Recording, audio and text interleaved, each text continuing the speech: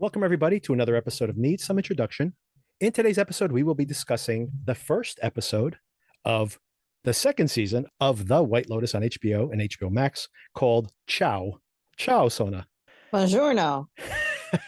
I'm not sure. Is It's a that good good response. morning? Yeah, that is good morning. We might be in the afternoon now. So buena Oh, shoot. sera, that's night. Buena sera is night. So maybe I got to We're figure that missing a portion of the day. out. Yeah. Part of the day is Something for missing us to work on. for next time. Exactly. Got to iron out the kinks. So I know we have a bunch of new listeners this week. I was just filling you in on that, Sona. So if you are new to the show, welcome. In this show, I make recommendations for my friends. This is a podcast that began during the pandemic, and we just started having conversations here. And Sona, who was more of a fan of TV shows than she is of movies and music, which is usually what I would be recommending, we started to do deep dives into shows we were watching. And we've been doing this for over a year now. And we've been having fun with it. Still fun for you, Sona? It is fun.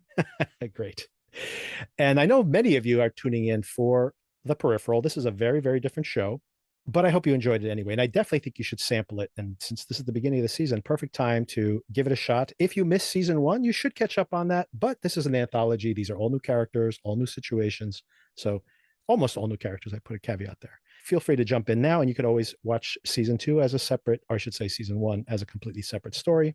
I don't think it'll impact your appreciation of this that much.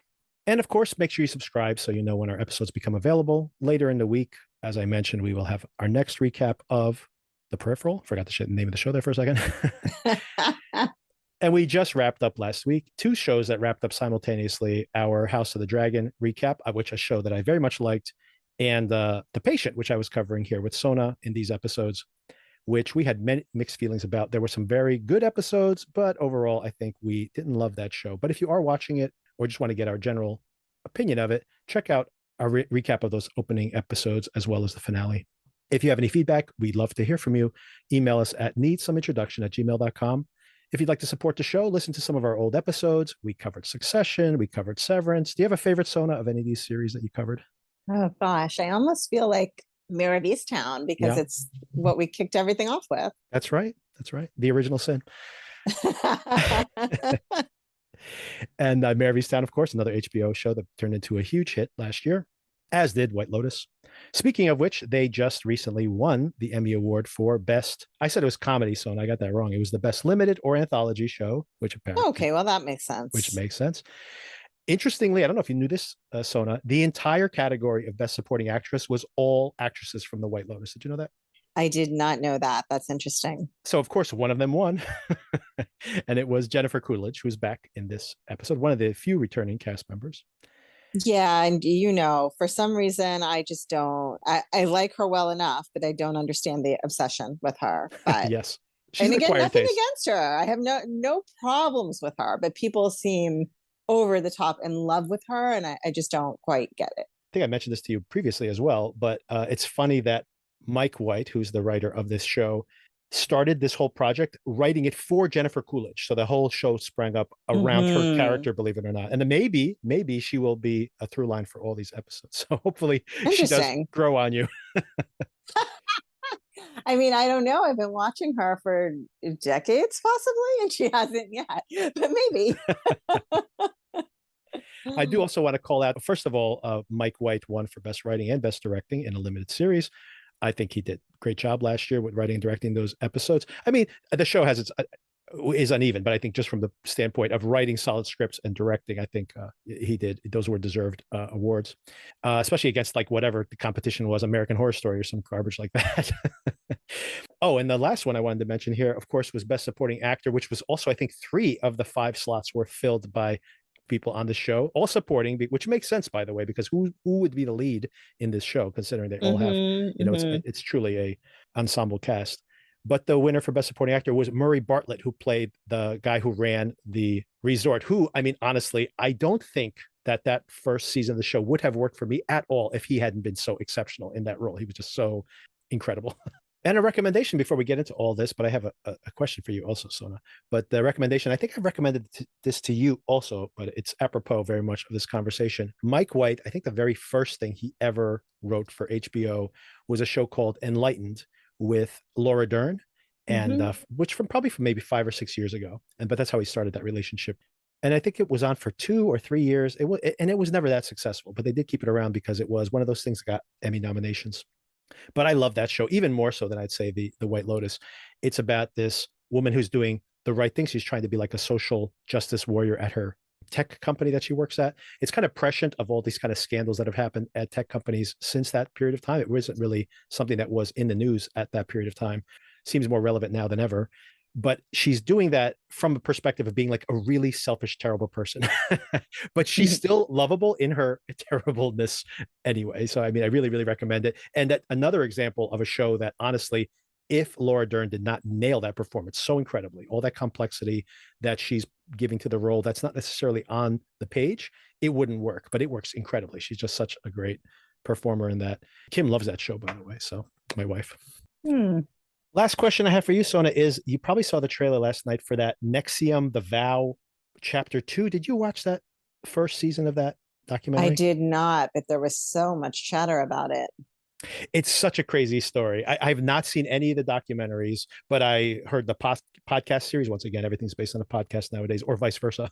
This was the podcast that became that show, and it's such a crazy story. So I'm just curious to see if you ever sample it, to get your feel for it. But that's not here nor there. But it is out there, just to remind everybody that they do have a second season of that show. Cameron really likes to watch macho reality TV. The guys are really ugly. Oh my God, that sounds so bad. But they are. Honey, the people on Dateline aren't exactly attractive either. At least they're murdering each other. What do you watch, Ethan? What do we watch? Like documentaries? Ted Lasso sometimes. We love Ted Lasso. Oh, you like it? Yeah, man. Yes, of course. So likable, right? Yeah. I don't watch Ted Lasso. Love No? it. Yeah, such a good guy. Yeah. So much content now. It's like there's billions of shows. Everyone's trying to keep up. It's kind of too much. suffocating, honestly. It's too much. It's like we're all entertaining each other while the world burns, right? We're all just zombies, you know, like, ugh. I love a binge. All right. So let's get into this episode of the show called Ciao. I did know this, but I didn't think about it. Ciao can be hello or goodbye. And even though there was no episode, I actually double checked. There was no episode last year when the show was set in Hawaii called Aloha, right? Which would make perfect sense because aloha is for hello. That would be a nice bookend. But not there. Here's another interesting thing that I don't think, I like to break down these titles. I don't think this is intentional, but tell me what you think. I looked at, just out of curiosity, where does Ciao come from? Where does that terminology? Is that a contemporary terminology? Where did this come from? So I looked at the etymology of this word, and it comes from medieval Latin. The beginning of the word is slavius, which means slave, by the way. And then it became translated into Italian, schavius or schavo, something like that, which becomes I'm a slave for you. So basically like kind of a term of endearment. And that got abbreviated to ciao, which is interesting because now it's just kind of like a hi, bye, like a friendly hello, right? Even though it would seem to have like heftier, almost like a term of endearment in the past. Right. But it made me wonder, you think about this in both of these seasons of the show, about these people who are being like subservient to these rich people. And do you think there's something intentional there, or am I just reading way too much into this? Well, first, I'm impressed that you did this deep dive For one word. on an Italian greeting. This is the kind of deep analysis we do here. That's why people are here. And not to be dismissive of that, but I think maybe sometimes a hello is just a hello. Yes, it could be. It could be. I did think I was doing too much reading into this, but I did find it very interesting, right? Like if I down the rabbit hole. If I wanted to read thematics into this, I think it's there. Although I'm pretty sure they were just like, hey, it's like saying hello at an Italian resort. Ciao. That was probably the extent of the thought process. Hello to all these new characters. Exactly, yes. Exactly. Like last year, the first episode was called Arrivals. I don't think there was maybe any deeper about that. But who knows? Hey, you never know. But who knows? Maybe someone's an etymologist there at the show. Am I using that terminology correctly? I'm not sure if that's the person who researches bugs. Yeah. But they're very close. I think one has an N and one does not, maybe. Etymology, entomology. Etymology, yes. So, ciao to the show. And the first thing we start with, we meet Daphne. We don't know she's Daphne yet, but she's going to be one of the main characters And for a second here, I actually thought that she was talking to Sydney Sweeney, who was in the first season of the show. She with her sunglasses on. I'm like, is that the girl from the first show who also is on Euphoria? That's why she's very recognizable. Although she was excellent in this as well. I think she got 2 Emmy nominations last year, one for Euphoria and one for The White Lotus. But then she like pulls up her glasses. I'm like, oh, it's not that girl. But I guess she's of a type. I think that's saying something, right? Yes. And she goes, oh, you're going to have such a great time. You're going to love this place. This is the end of our week. We're about to get picked up. You know, this is actually the turnover from one week to the next. And she decides to go for one more swim. And she runs into a body in the water. And then we find out it's not just one body. We find out from Rocco, poor Rocco, and Valentina, who we get find out a little bit more about them. She seems to be like controlling in the same way, or somewhat same way as we saw in the other hotel manager from last season. Can't we just like make this all go away? Like saying that there's a few bodies have washed up. And they are guests at our resort. But the ocean is not their property. The ocean is not their property. Good point. Good point. But it's not good for business. That's for sure. Yeah. So what do you think of this before we even get into other additional plot? I didn't think they were going to bring this back where there would be a dead body at the beginning, but I guess this is going to be a formula for the show now, that there's a dead body at the beginning of the show. We have to, or more, in this case, more than one. And we're trying to figure out or circle around to what led to this death or deaths. That's so funny because I assumed they would be bringing that back. So for me, it was just a matter of time before somebody ended up dead. Someone dead's going to show up. It was right in the opening. So I thought very interesting that they would not put a precise number on the amount of bodies, you know, as far as us trying to figure out the mystery of this. So you like that as a framing device? I mean, I think it always works, right? It always works, right? So you got a dead body, that always attracts an audience, I'm sure. And of course, we flash forward 1 week earlier, very similar to what we saw in season 1 of the show. Once again, this is kind of becoming a formula that we're seeing some patterns here, although you can appreciate the show without picking up these patterns, by the way. Another thing that's part of this pattern, which I thought was much better in the first season, tell me what you think, is the actual arrival. You see the characters, we're going to get to know these people. We're starting to see a little bit of the dynamic between the characters, and we also get to see the hotel staff as they arrive, and you see some of the chemistry between those folks as well. And I just thought, I remember the thing that hooked me in season 1, this whole arrival, not only this much longer, by the way, I think it was at least an extra 4 or 5 minutes of seeing everybody on the ship and really getting a feel for all of those interpersonal dynamics. Also the staff on the shore waving for the boat to arrive while they're like bad mouthing each other under there, or like saying, did you do that? Did you do that thing I asked you to do? And like, why are you so passive aggressive? And all that kind of conversation they're having with those frozen smiles on their face. My God, that whole thing made me laugh so hard. And it was, you know, a muted version of that for me, not as memorable as that first season. I understand why you felt that way, but for whatever reason, I like this better. You like the arrival better, or you like this episode better overall? I like this one better. Cut to the chase. Get to the hotel. Let's just start happening. Yes. I mean, your points are valid. I don't disagree with anything you're saying. Just the overall conclusion of which you prefer. I preferred this for whatever reason I can't even put my finger on. Well, I think where you're probably right is that I feel like they have spread out some of that more across the episode. I do agree that as much as I loved that arrival segment of that first episode, I felt like very little happened after that in the rest of the episode. Like you really had to wait for the second episode to find out more about all this. And I guess in this case, they've just moved some of that discovery into later in the episode, which probably makes it, I agree. I think it makes this episode, this setup for the season, I think is stronger in this episode than last. I agree. Last time I was like, I guess I keep watching this. This time it's kind of like I have. Yeah, I'm stuck here in quarantine. Why not? Right. In this case, I have like individual character arcs that I'm very interested to find out. Actually, I'd say all the character arcs I'm very interested in knowing more about what's going on. Notice that there is Lucia, who is a prostitute who's scoping out the boat, waiting for some guy who apparently I guess she can eyeball him. She's just playing coy, but she's waiting for him to arrive. She knows he's arriving on this boat. I guess there's only a few number of boats that arrive over the course of the day to this resort, which is in Sicily or off the coast of Sicily, I believe.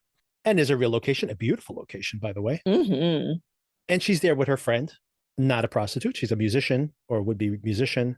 They have an interesting dynamic. Do you know friends like this where there's the one crazy one and the one more reserved one that connects? Yeah, I mean, I've been that reserved friend.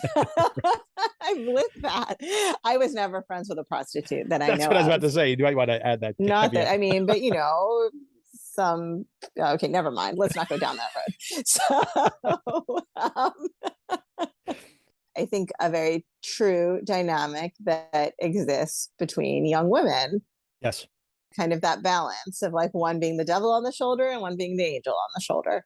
I love the introduction here of 3 generations of the family. F. Murray Abraham, who, by the way, just last week I recommended this. If you wanted to see that anthology series on Netflix, that horror anthology, The Cabinet of Curiosities, the one standout, excellent, incredible episode there, so much fun, is called The Autopsy. And F. Murray Abraham, this actor, is performing the autopsy. And he's kind of like a Sherlock Holmes who's unraveling this very strange mystery while he's performing this autopsy, talking to himself and recording it on tape. And it's just a great, great episode. And here he is again, giving another very good performance. But just a reminder that, you know, he didn't disappear after he won the Oscar for Amadeus. He's still around. Well, he was in Homeland. He was in Homeland, of course, yes. And F. Murray Abraham being the grandfather, obviously. And we have Christopher from The Sopranos. Michael Imperioli. Michael Imperioli playing Dominic, his son, who apparently is a Hollywood producer or some big shot in Hollywood, and is caught up in some kind of Me Too scandal, which I don't know if it's affected his career, but it's definitely affected his marriage. Yeah, that's for sure. And his son, Albie, which we'll find out more about soon. But I thought it was very funny that F. Murray Abraham is this old school Italian dad who's always flirting with every single woman he sees, and he thinks it's like complimentary. I'm complimenting her by, you know, sexually harassing her. The thing I love the most is Valentina here. This is a very big difference, I think, between the service industry in the US versus Europe. And I think it's very telling here. You have in the US where it's like everything's like, you know, catered to you, pampered to you. They want to make everything look like they're glossing everything over. They're always smiles and everything. And in Europe, I find people like very curt. Like they'll just be like, you know, when you're like, I'm still waiting for this bag or whatever, they'll kind of be like, well, what do you expect? you can't have everything. Yes, this was hysterical with the lost bag you're talking about, right? Oh my God. Yeah, I have a story for that. And I don't know if that character sees herself as putting her foot in her mouth, but right. I personally constantly put my foot in my mouth because I just don't have enough of a pause between the thought forming and it leaving my mouth. I could see myself in her shoes so easily. But I think it's cultural too. They just kind of tell you like it is. It's like, that's maybe. And speaking of that, that's the story I was going to say. We went to Positano. We transferred through Rome. That's where we landed. It was a train. And we lost our stroller. And this is when Charlotte was 2 years old. I remember your wife telling me this story now. Yes. And we carried her everywhere in Positano, up and down steps, nothing but up and down stairs. We did that Highway to Heaven, the hike. Oh my God. Holding her, like taking turns carrying her. Like my arms were burning the next day. It was like insane. Holy cow. Yeah, not a place did not have a stroller when you have an infant. But yeah, you'll lose your bags when you transfer through Rome. That's the key there. That's the moral of the story. Exactly. So we see that once again, the one returning set of characters as she gets off the boat here is Jennifer Coolidge's character, Tanya. What a name. She's Jennifer Coolidge in my mind. she really is. That's the one role she plays continuously, consistently. Yes. She has arrived here at the island. Apparently, she's been calling her husband, who we met. He was like basically dying of some kind of respiratory disease. Right. He seems to have recovered, at least as far as we know right now. But she's been texting him, calling him. He's been blowing her off. So something shady has been going on here while she's been away. The cat's been at play, I think. And we find out a little bit that she's been upgraded from a petal to a blossom. She's part of the White Lotus. I wouldn't be surprised at all if everybody got upgrades after the whole incident in season 1. Oh, and we find out, not immediately, but we find out that Portia, her assistant, who is Haley Lou Richardson, who's a very good actress, by the way. She's been in movies that I've recommended here before. Support the Girls is one movie that I recommended here that she's in, very good. And also After Yang, which I recommended earlier this year, another excellent film. I think it's still available on Showtime. But in a very different register, if those two movies, she's like goofy and hilarious in one, very serious and somber in the other, but a very good young actress, and always like to see her in something. And she's playing Portia, this poor assistant who's been tagging along with Tanya, played by Jennifer Coolidge, and her husband Greg, who's been there at the island. The next trio, we kind of got introduced to them earlier too, is we see it's Bert, the creepy grandfather, Dominic, played by Michael Imperioli, and their son Albie. Bert has his own room, and Dominic and Albie have their own room. Is that how it works? I think all three of them have their own rooms. That's the impression I got. It was a little confusing, though. It is all three of them, because that what happens at the end would only work with 3 rooms. Yeah. Right. What did you think about this scene? The conversation that Dominic has with his wife, Abby. I found this such a fascinating conversation. He's talking like they've just had a minor argument or something. And her response is, stop calling me like this relationship is over, as if even if they're still married on paper, they don't even live together at this point. Like she has no, Right. and he's just kind of like, all right, call you tomorrow. Wish you were here. So bananas. This whole conversation is incredible. Yeah, and I could see myself doing this. Like she tries to make an excuse right up front, like I can't talk to you right now, so that the conversation doesn't spiral into what it spiraled into. But no, he keeps talking, so then she just can't help herself from saying, okay, we're doing this then. and just unloads it all onto him. And I mean, I related to that very much, where you're like, I'm going to try and be the bigger person. And just hang up. And then when that exit passes, it's kind of like, all right, then you're going to hear what I think. So, and that's what's so fascinating about the conversation is his complete cluelessness to not picking up on those cues. But more importantly, that she's trying to exit the conversation. Like you said, if he said, I'm sorry, I was just thinking about you, and just apologized and kind of tried to wrap it up. But he's talking like, what do you mean? Yes. Until, she just gets driven insane, being like, what do you mean? What do I mean? Yeah, exactly. We've had this conversation 50 times. What are you talking about? And of course, she has to just completely lose it. Even when she hangs up the phone in a fury at the end, he still seems so flummoxed by this. Like, why is she so mad? Like, it's just, well, it just really speaks to their relationship and his, just to him. I just thought it was just a great way to tell you so much about that character in a single conversation. And then we have a little foursome here. We have Harper and Ethan and Daphne and Cameron. Harper is played by Aubrey Plaza. Aubrey Plaza, yes, who's probably one of the biggest names here in the show. So Harper and Ethan are married. Cameron and Daphne are married, and they're friends. It looks like Ethan has probably started some kind of tech company out of college. He sold it recently, so now he's extremely wealthy.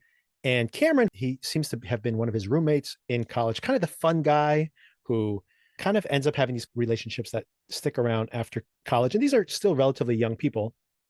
And basically Harper, who's a lawyer, by the way, so maybe you have some additional insight into her persona, Sona. It's a very interesting dynamic, basically. The two things I had to ask here was, what did you think about this dynamic between the couples? This kind of Ethan being like a very, oh, why are you taking everything so seriously type of friend relationship he has with Cameron? Because I definitely have seen couples that function this way. Two couples were hanging out together, I should say. But more importantly, I'm thinking, what did you feel about this representation of Cameron and Daphne as being these incredibly vapid, spoiled, rich people who just nonetheless really just love being rich and just love being around each other? Like maybe they have not a thought in their heads, but they seem to be very happy in that relationship, as opposed to Harper and Ethan, who seem to be very vexed and concerned about the state of the world, but it doesn't necessarily make their relationship pop in any way. I loved all of this. I did too. I love this. Everything about it. Yes, I agree. There are things that I loved about the Aubrey Plaza character. Yes. There are things I hated about the Aubrey Plaza character. I have lived being in the Aubrey Plaza character's shoes, so I get it. I like the wealthy couple. They haven't, the woman at least has not done anything unlikable or passive aggressive yet. Yes. She seems like she is just enjoying her life. And, listen, that's a way to go. The world may be burning around you, but you're having fun. So, I mean, there's some respect for that. I love the whole dynamic, and I am dying to see how all of this plays out. Yes. I love this. I agree. This is probably the thing that is the most compelling in the whole entire show. I very much want to know more about Dominic and this kind of weird passive aggressive way he has. He later on sticks his son hanging out with his grandfather. When his grandfather falls down, he's like, oh my God, that's terrible that happened. Why don't you sleep with him tonight to make sure everything's okay? Well, he's got a prostitute coming. He does. Well, I mean, once again, though, you could delay that till tomorrow. He's going to be there for a week. But of course, he's not going to do that. So it's like kind of speaks volumes about his kind of entitlement, even within the context of the family. So that's all very interesting. I'm very curious, more so than about Tanya and what's going on with her husband, more about what's going to happen with Portia, who has to like shuffle herself off out of their sight at all times after being shipped across the world to be her support animal. Maybe I'm just being too practical. Yeah. I think you could be outdoors with a big floppy hat and sunglasses and that guy's not going to really notice you. Yep. So I would just stick to the daytime hours. Yeah. Yeah. To that point, did you watch the featurette that comes on afterwards? I don't think I did. I think at the end of each episode, they're going to have a small, like behind the episodes. And I'm assuming, I've only seen one episode of this, but I'm assuming they're going to have different cast members talking about their interpersonal dynamic. And for this one, they had Jennifer Coolidge and Haley Lou Richardson talking about their dynamic, like as if they were the characters, right? I mean, they're talking about themselves, but they're like saying, you did this to me, but they're saying that as the characters saying that the characters did this to each other, right? So you kind of see that dynamic playing out in their relationship. And Haley Lou Richardson says about her own character, saying that she's the type of person who has something given to her that could be a positive thing, but she's only going to see the negative of it. Like everything's like happening to her. So I think to your point, she's sitting there moping, crying because she's, has to hang out by the pool, but she just has to be available so that she can get back to the hotel within a period of time. If this woman gives her a phone call, she could go sightseeing. She could hang out by the pool. Like, I think that she's intentionally seeing the worst possible version of this. Yeah. And I think it's part of her character, them making her be like, oh, what a victim. And I think that she is partially culpable in her own understanding of what's happening to her character. So what did you think about when Albie and Portia meet up by the pool? Albie seems to be concerned because she's crying. He's also probably just interested in her because she's someone who's of his age group. He's ashamed to admit that he went to Stanford. Portia went to Chico State.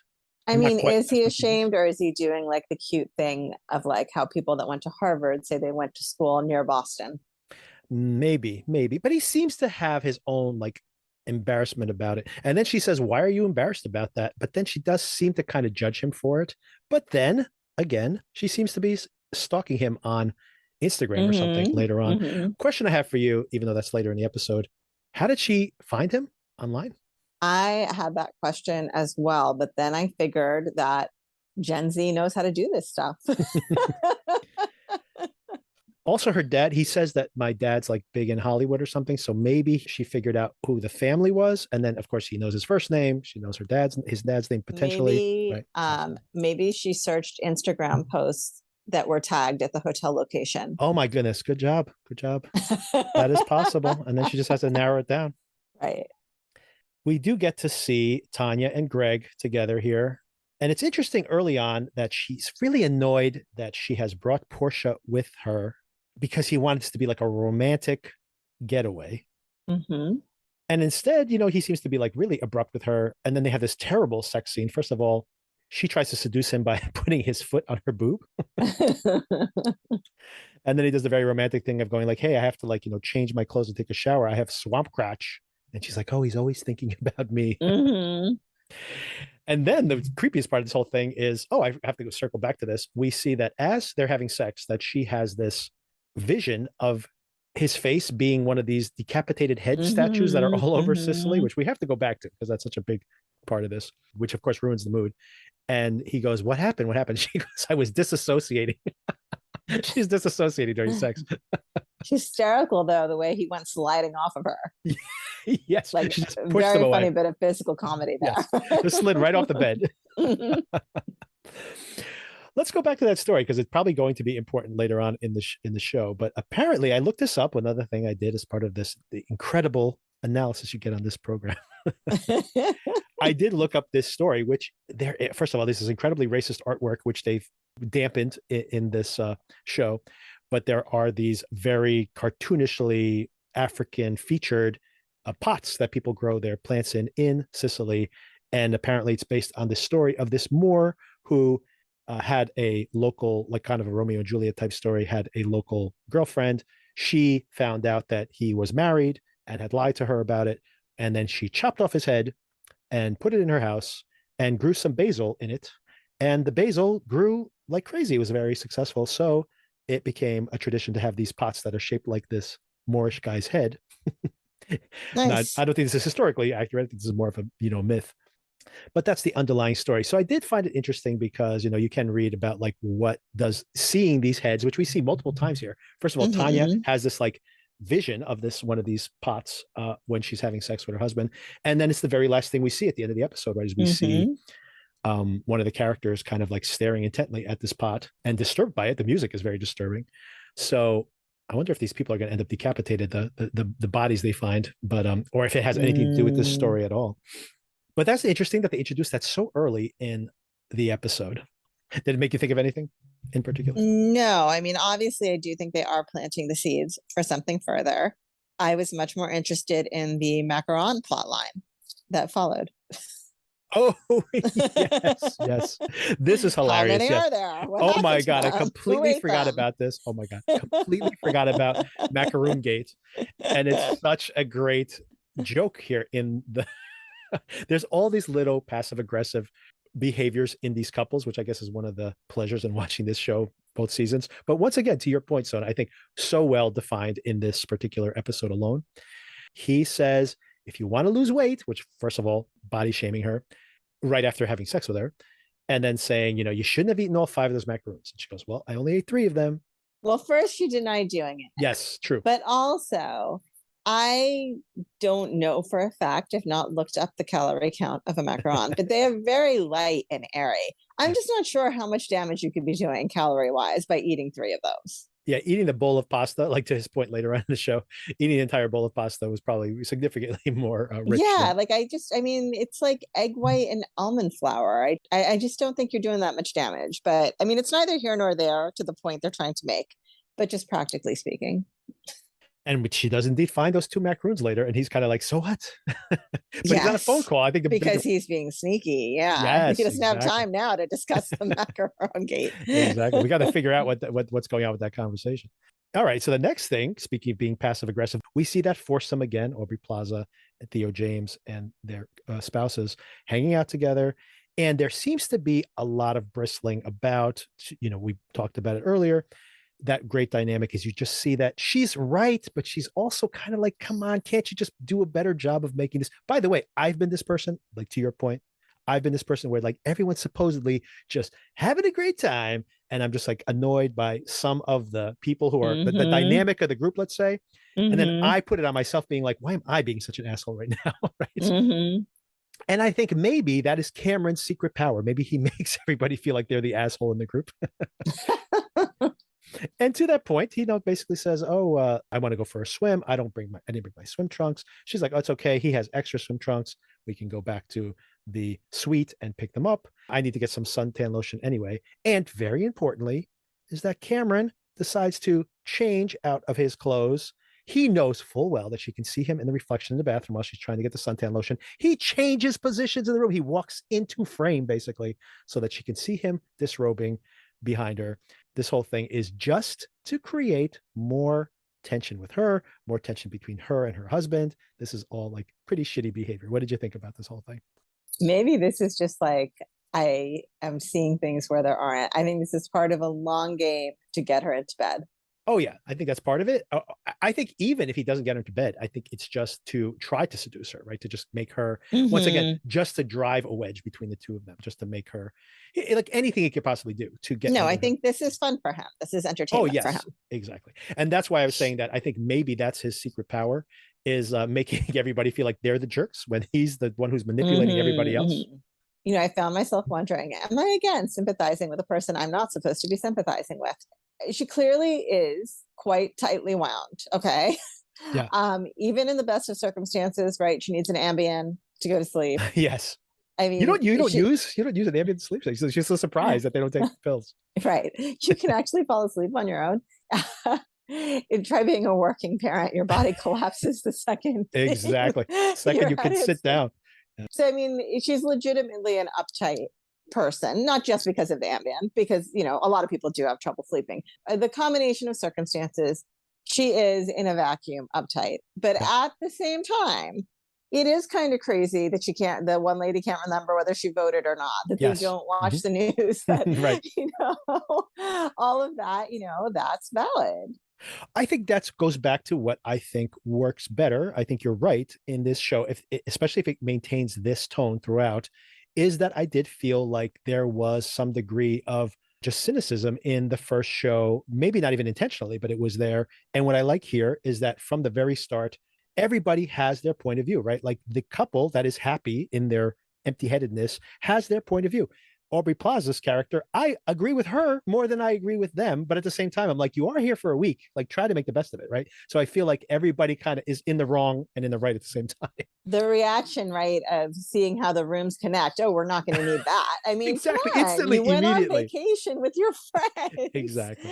Just with make your, the best of it. quote unquote friends. Theoretically, you might want to open the connected door while you guys are getting ready for dinner and like have a drink or whatever, right? Like, it's fun to have connecting rooms. So, and the doubt that their affection is sincere after 5 years of marriage, like as someone in a fairly affectionate relationship, like, no, that can be a real thing. You're just being, very, very skeptical. So long way to agree with you that I think one of my problems with the first season is that I felt like I was supposed to have this disdain for these people, but I didn't understand entirely why, aside from them being very wealthy, right? Which is its own annoying character trait sometimes. But for this show, I did not feel it had earned the amount of disdain I was supposed to have.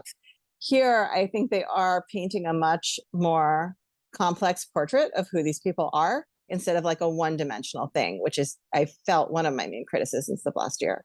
Yeah, I think I agree with all that. But maybe should have circled back to this earlier, but throughout this episode, we see a few different times where Lucia and Mia, her friend, they're trying to sneak into the hotel. They're waiting for the guard at the door to let them in.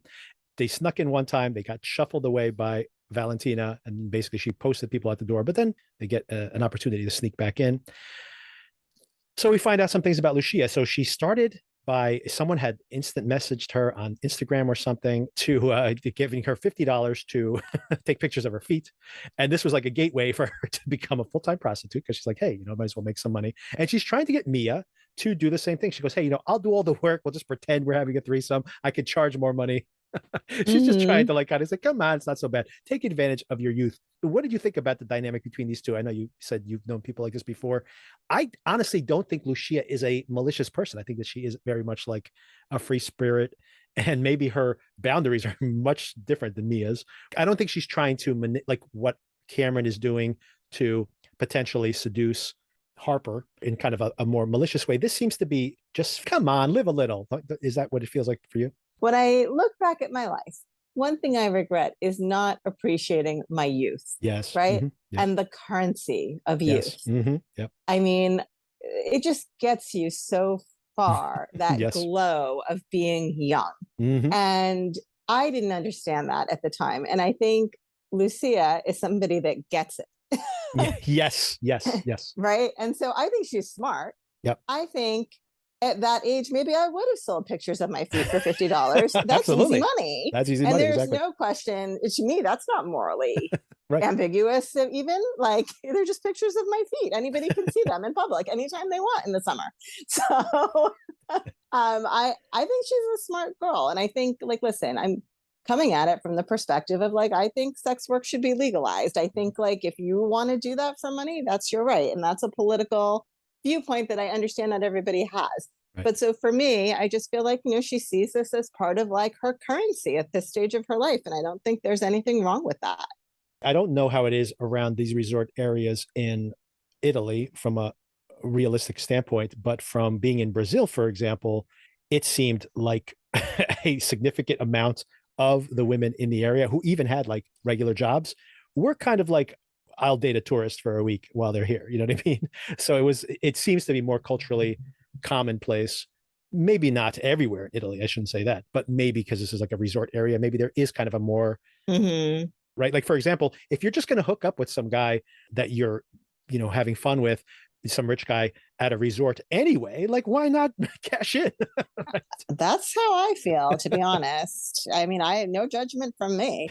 I mean, I might have sold pictures of my feet. I probably wouldn't have done that, but nothing against anyone who would. I do want to flag, though, Valentina's line I thought was very funny about she's a really fast slut or whatever it was. Yes. She did.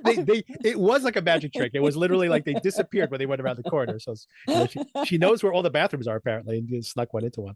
Yeah, I thought that was hysterical. Oh my God. Speaking of hysterical, dialogue. First of all, they sneak into a bathroom and she gets her all dolled up. That dress is unbelievably short, by the way, but she looks incredible in it, so I'm not going to say anything. But I couldn't believe how short it was when she see her walking away at one point. I'm like, oh my God, that's a really short skirt. She dresses Mia up. You know, she's brought a dress and everything. And I like when she does her makeup and she looks at herself in the mirror finally. She goes, oh my God, I look like a prostitute. And Mia's like, exactly. I mean, Lucia is like, exactly. But the whole dinner, oh my God, every conversation at this dinner I found was so hilarious or so relatable. First of all, you see Portia, he's like saying, I had to eat. And she's getting scolded because Tanya's angry that she's at the restaurant. Put the menu up in front of your face. So that whole thing's funny. She ends up leaving, by the way, because she gets just stared down by Tanya and she ends up eating in her room. But much more funny. Oh my God, I laughed out loud multiple times with this whole conversation between the three, the Father, the Son, and the Holy Ghost, the Father, the Son, and the grandfather. When you see that the grandfather is like hitting on every single woman he sees. And then Dom is saying like, well, what are you doing? Like, do you think you have a chance with any of these women? And then, of course, that's where we find out that he has something shady in his past going like, I still like young women, no matter how old I get. You should understand that, which probably speaks to Dom's, issues with his wife, of course. But the funniest part of this whole thing is when Albie is like saying that, hey, once you can't procreate anymore, like women should not have to look at your genitals, like when you're 50. And then the dad all of a sudden is just like, what do you mean 50? 50's not that old.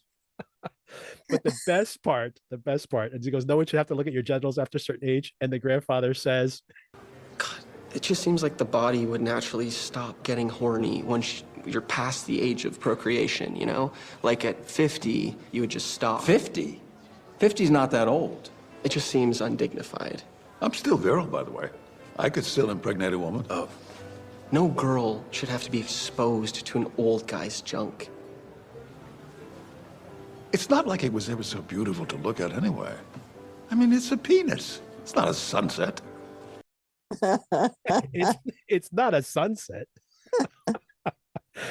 Oh my God. That whole thing cracked me up. The other thing that I thought was so relatable is I've had this conversation with my wife when we're splitting our meals. Oh, yeah. Just like Harper and Ethan, where she's like saying, well, I don't know if I want to get that fish. It's a fishy fish. Kim is exactly the same way. She goes, she likes fish, but it can't be a fishy fish. So I'm like, man, I've had this conversation, splitting the salad and which entree are you going to get? And anyway, it's very funny, this kind of practical conversation. And of course, to that point, driving the nail home again, we see that Daphne and Cameron, empty-headed or not, they seem to know each other much better than this other couple. My husband and I have had numerous conversations about the fact that he will not share food. It's rooted in some childhood experiences that we don't have time to get into. But as someone who loves sharing food, tasting what's on other people's plates, this is something that I have had to accept, that we will not be sharing anything. You get what you get, I get what I get. We all move on with our meal. So I would never find myself in this specific situation, but I thought it was very well done. The whole negotiation of it. We're here all week. Why can't you just get it another night? And then she realizes how she's coming off to everybody else and tries to save face by saying, no, we'll get it. But you can tell that she's just like not sincere about that at all. I think in most situations, because we have this implicit agreement, we're more like the other couple of like, we're here to have a good time. What is everyone drinking? And, that's about it. But I thought it was nicely done. Yeah. And I want to circle back to something else I forgot to bring up. I mentioned that she was a lawyer, but not only is she a lawyer, she is a lawyer for employee rights. And of course, we don't know exactly where Cam got his money from. He might have just gotten it from his family, but they seem to be in this VC high-tech world.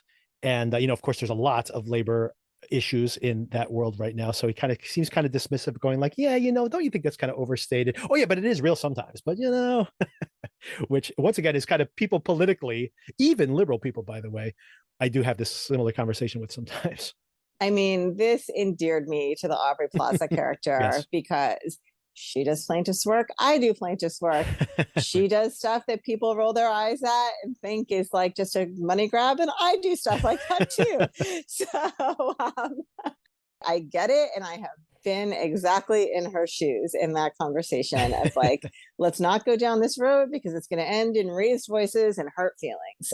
Meanwhile, also at dinner, we see that, like I mentioned before, that Portia gets like scared away, literally have horror movie strings on the soundtrack when she makes eye contact with her, like basically saying like, get out of here. Go And to she your does. room. She gets it. Yeah, go to your room. Exactly. She leaves. She mouths it, right? She mouths go to your room. And then she tries to sell the caprese salad to her husband, going like, how was it? I hear that the cheese here is made by a blind nun in the basement. I'm like, I'm not sure how that makes the cheese taste better, but whatever. And then we get towards the end, not really that surprised that, of course, of all these people who could have possibly hired the prostitute, it turns out to be Dom. She's found his room. They have a kind of an interesting conversation here. Once again, I really like Lucia here. She seems to have a very, like, he's more uncomfortable with the circumstance than she is. She seems to be like, we know what we're here for. Like, she seems to be, I'm going to ask you at the end who your favorite character is. I think maybe my favorite character is Lucia right now. I could see that. And then, we go back to that last final moments. We see that Daphne and Cam are having a pretty good time in their rooms while I like Aubrey Plaza says that they are their white passing friends, diverse friends. Yes, which is an interesting point. Aubrey Plaza is Latina. Yeah. And this actor is, I think he's half Japanese, but it's like, so it's kind of funny that they're white passing, because it's like, yeah, you could just say they're white, but maybe not exactly white. So they're off white enough to count in their, for diversity among their friends, as far as Daphne and Cam goes. And then, of course, we have the Mac Room redemption. Supposedly, Greg is talking to Bob, quote unquote, but unlikely. Maybe here's something I just thought about as I'm having this conversation. Maybe I'm thinking too much murder mystery plots. But do you think the reason he's annoyed that she brought Portia is that he's trying to off her for the money? You think? Oh my goodness, that hadn't even occurred to me. Once again, maybe I'm thinking too much Agatha Christie here, but but she is worth $500 million apparently, much richer than I thought from the first. Yeah, and then we have that final moment between Daphne and Cam as they're frolicking next door. And I loved Aubrey Plaza's comment. Is he hurting her? Yes, he doesn't even recognize when they're playing. They have to listen more intently there for a minute before they hear the laughter. And then, they kind of have a much less sexual relationship. They curl up like back to back. And that's when we see which one of them, I forget, one of them is staring at this pot, the decapitated pot, once again, foreboding. I think it was Aubrey Plaza, but I'm not 100% on that. Ominous decapitations that decorate Sicily, apparently. It's traditional. So who was your favorite character, you think, out of all those? Do you have a favorite yet? It's either Daphne or Harper. Interesting. Daphne or Harper. That's an interesting combo because they seem like they're two very different. They are, yes. You have one who takes everything way too seriously and one that probably doesn't take anything seriously. Yes, I'm enjoying them both a lot. Daphne strikes me as that woman that you're just like, oh, she's so sweet. She's so nice. Like, not a lot there, right? But like so kind and sweet that how can you complain? And what'd you think of the episode overall? I mean, I think you were pretty happy with it, right? I really enjoyed it, I have to say. Yeah. I didn't know how much conversation we would get out of it, but I think we had a pretty good conversation here. Well, I have one more question for you. Yes, please do. Who do you think is dead? Oh, I don't even know. I can't imagine. Didn't think it was one of the trio that Daphne would know, because I think she would be way more freaked out when she saw the body in the water. The leg looked smaller. But what if they're decapitated? Good point. This is such a bizarre thing. When I was thinking about decapitated heads on the show, I was thinking about like a boating accident. I did not think about like a murder. But it could be. I mean, I would not be surprised if there is a decapitation, even if it's an accidental one, because there's all this imagery here about the decapitation. So 3 bodies. Could it be the 3 generations of men? Maybe they go on some kind of boating expedition or something, and something happens to them. Oh, maybe. They did confirm it was a murder, I think, right? In those opening scenes. Well, the cops are investigating, but I'm not sure if they said it was a murder. Maybe they did. Maybe I'm misremembering. I mean, a murder of multiple people, that would be quite, that's a pretty dramatic turn here. But I mean, I'm open to it. I'm just saying that it just makes me think like, wow, that is quite an escalation from like, accidental, whatever, drowning of a few people like who are, if it's an intentional murder. There is a lot of talk of murder, by the way. I forgot about that too, where Daphne's saying that she doesn't watch the news, but she loves watching the Dateline because, a lot of people, like a lot of couples killing each other, especially on And I honeymoons. related to Daphne so much. Every Friday night, after everybody's settled into bed, after my kid is asleep, I look at my husband and I say, well, time to figure out which husband killed his wife and why. That's 2020 every Friday night. There you go. Appointment viewing. Mm-hmm. They might fold a little of that into this too. It would be too bad if it was something like that, because Daphne would be the perfect detective for this. She has all that experience, but it might not work out because unless they give her an episode there at the end to unravel the mystery. That would be kind of fun. Could you imagine? Like, we don't spend the whole time in the flashback. We actually flash forward, I should say, to the beginning of the episode, and we have the murder investigation. That would be kind of cool. Isn't Daphne one of the Scooby-Doo gang? There you go. She is. There you go. Could be. Oh, did you watch any spooky season watching for you guys? Well, I watched Barbarian. You did? On your recommendation. What did you think? Did you enjoy it? I don't know how to feel about that movie, Victor. Oh no. It was so much. It was too much. It's a lot. It was too much. There were some interesting things there. There were some disturbing things there. There were some things that didn't add up there. There were some really stupid decisions made by absolutely everyone. I do have an issue with the movie. The one main issue I have with the film is that I think she is so smart in the first half. So smart, right? And then so stupid. So dumb. Like, you just call the cops before you go downstairs. Stupid. That whole walking downstairs by herself is insane. So stupid. She could still, even if she's like having feelings for this guy, she trusts this guy, she wants to go rescue him. First of all, she should be extremely suspicious still. But second of all, the fact that just call the cops, call 911 before you go downstairs. That's it. Yep. If Woody had just gone straight to the police. Exactly. None of this would have happened. But yeah, other than that, I do find it like the movie just goes completely off the rails after that halfway point, and it's it does. And I mean, how funny. I mean, I think what I like about the film so much is I love the smart things it does in, for example, you see the microaggressions that she is seeing in this other tenant of this, Airbnb. Like, he's doing favors for her she didn't really ask for. He's like, he's over explaining why he hasn't opened the bottle of wine, which makes him look even more suspicious. So all this stuff is like this, all these like little weird behavioral things that make her super suspicious.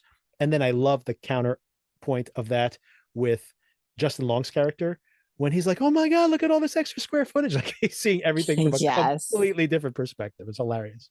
Well, to her point, right, that a white man would handle the situation completely differently than she was handling it. So yeah, all of that was very funny to me. Oh, I thought you were going to have more fun with it. I apologize for that then. I'm not sorry I watched it. No. You just wish I had got a different route, right? I would have preferred it stay as a thriller. I agree with that. I actually agree with that. But I did think it was fun when it goes crazy, goes completely bananas, and it doesn't forget what it's about in a way. Like, there's still the thematics of, for example, this absolutely terrible Justin Long character who doesn't think he's a bad guy. That's kind of like his, and he just keeps doing terrible things, and keeps saying that he's a good guy, but he's not a good guy at all. And Justin Long, by the way, gives such a great performance in being like a total piece of garbage, and then being then you sympathize for him, then he's just so funny. So I mean, I just think he did such a great job as well. But so yeah, if they had worked out the kinks of some of those illogical stupid moves, I think it would have been stronger as well. Yes, I agree. The one recommendation I had, I think I recommended this to you already. There was a movie that I was wanting to recommend last week because it was like nowhere on Netflix, but it actually ended up becoming pretty popular on Netflix, and it's called The Stranger. And it's based on a real life murder case from Australia. Joel Edgerton is starring in this. And it's just such a fascinating story. I don't even want to spoil it, but the tone is just so creepy. I had no idea. There's this like an incredible sting operation to capture this serial killer. And I'm like, I cannot believe it. They have created a whole criminal network, and everybody in it is a cop, but they are literally working as criminals to maintain this cover. And I was like, wow. Apparently this operation was called Mr. Big, and they would like kind of bring in their suspects as part of this criminal organization, gain their trust, and eventually get them and then capture them. So I'm like, wow, just finding out about that whole operation is like, I can't believe that Australia does this to capture their criminals. It's so complex. But more importantly is just finding out the weird parallels between this terrible person who seems like such a damaged person, but is obviously a killer, and the Joel Edgerton character who ends up being one of these undercover cops, and how it starts to, going back to the idea of the patient or mind hunters even more so, how that starts to eat away at him, like, having to sympathize with this terrible person for so long. So anyway, really good film. And I'm glad that it actually turned into a hit on Netflix. But I remember when I watched it, I had to like do a search. And then even when I did a search for The Stranger, it was like the second or third option. I'm like, oh my God, no one's going to find this movie.